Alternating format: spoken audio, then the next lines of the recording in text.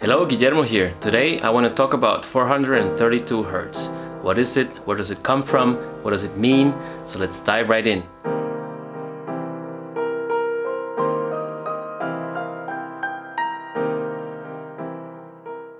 "432 Hertz is the measurement of one single tone.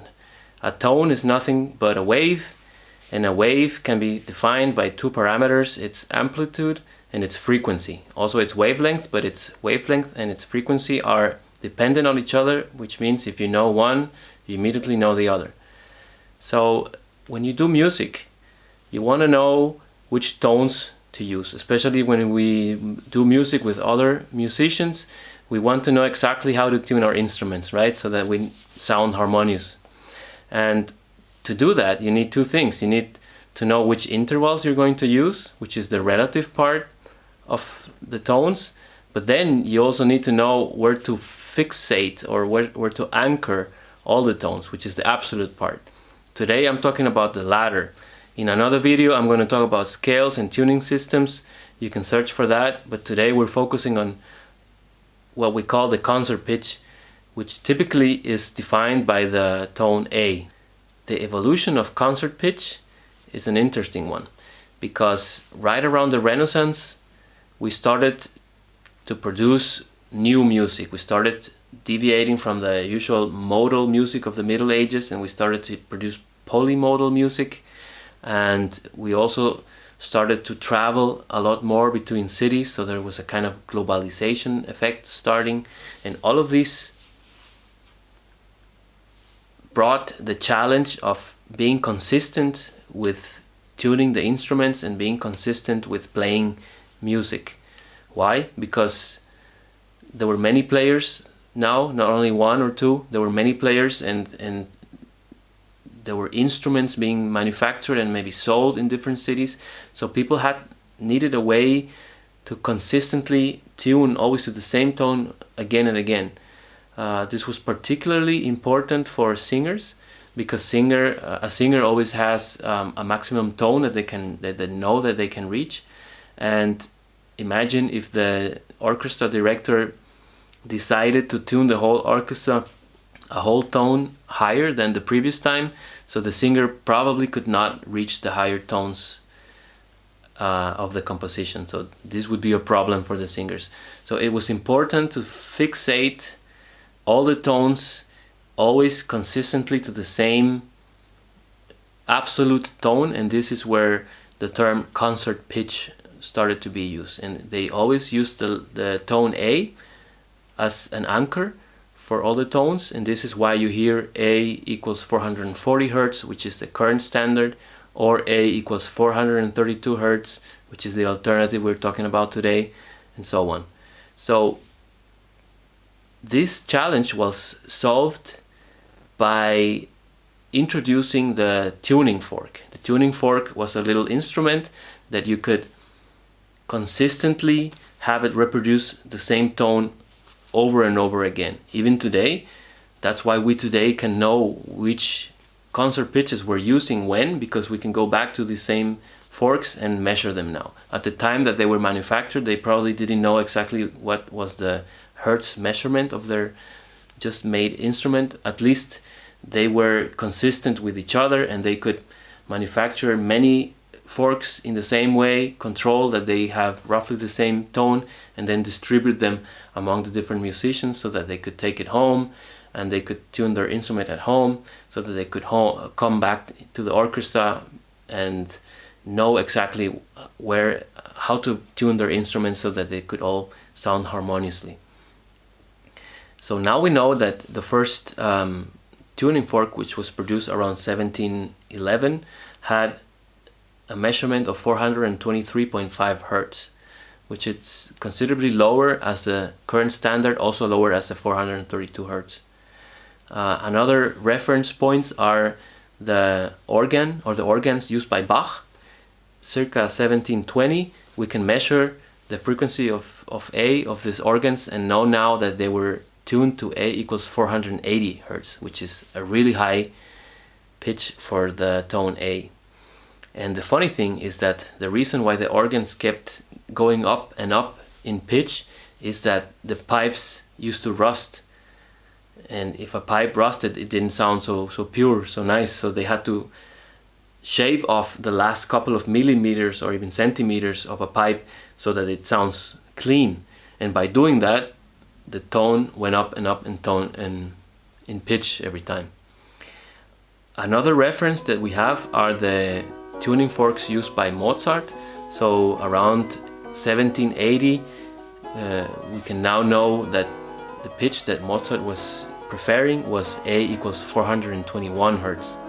So now you can see that the choice for absolute tone of an orchestra, of music, historically has been pretty arbitrary. So started with a local necessity of, finding a consensus among the musicians of an orchestra, or maybe within a city, but it was nothing more than that. And every city, every musician, every composer had his preferred pitch that he used consistently.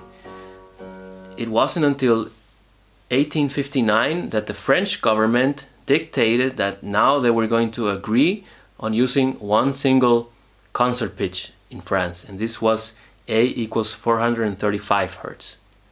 And then later in 1834, in the Stuttgart Conference, they decided that they were going to use A equals 440 Hertz.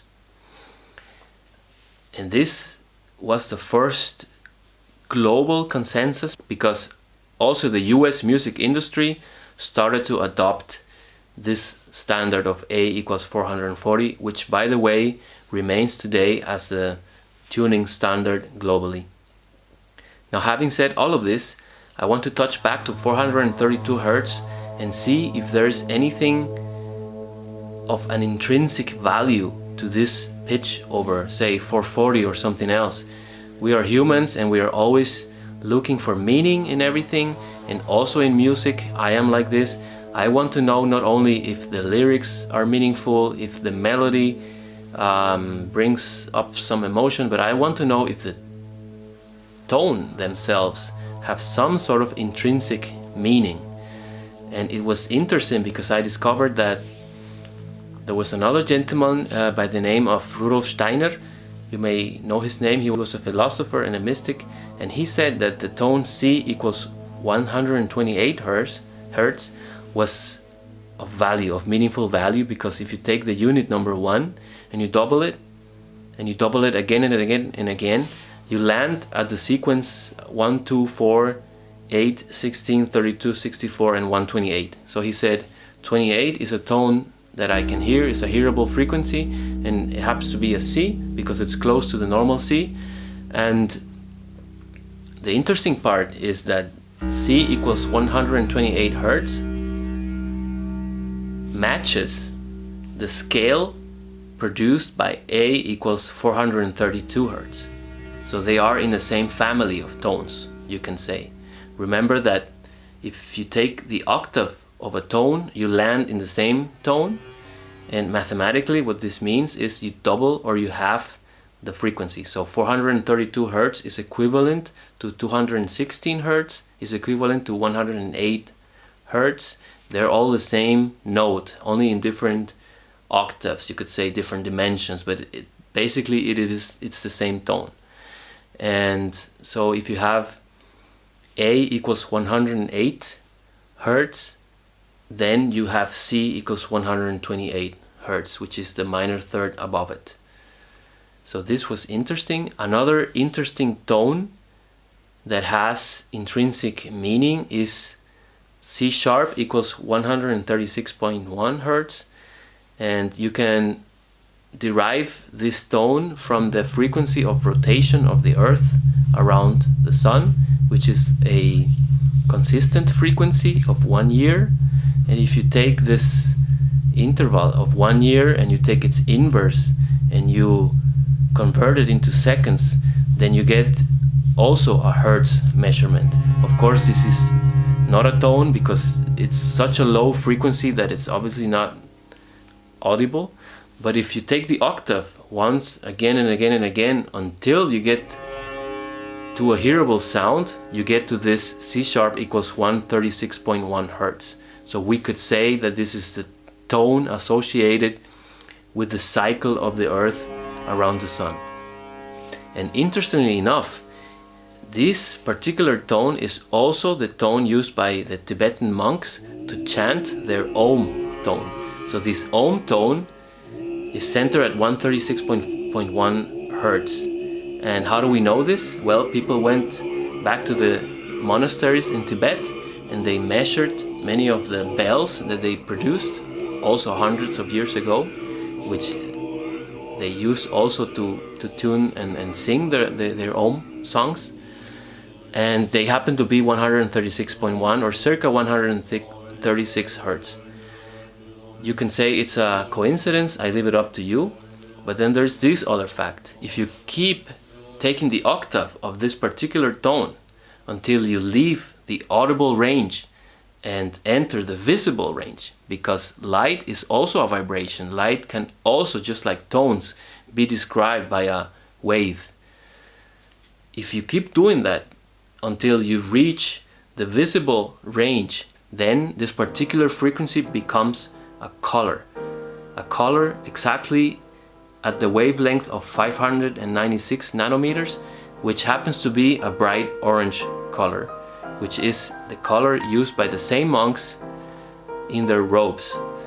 Now you can say this is a coincidence or not. Like I said, I'll leave it up to you. I only give you the facts. So let me know in your comments what you think about this. And one last thing, talking about tones and scales and intervals, there's a great book by Maria Renold, which I really recommend. It's full of information on the history of scales in the Western world and how to build the scales mathematically. It gives you examples. I really recommend this read. Check out the video description for links, and see you next time.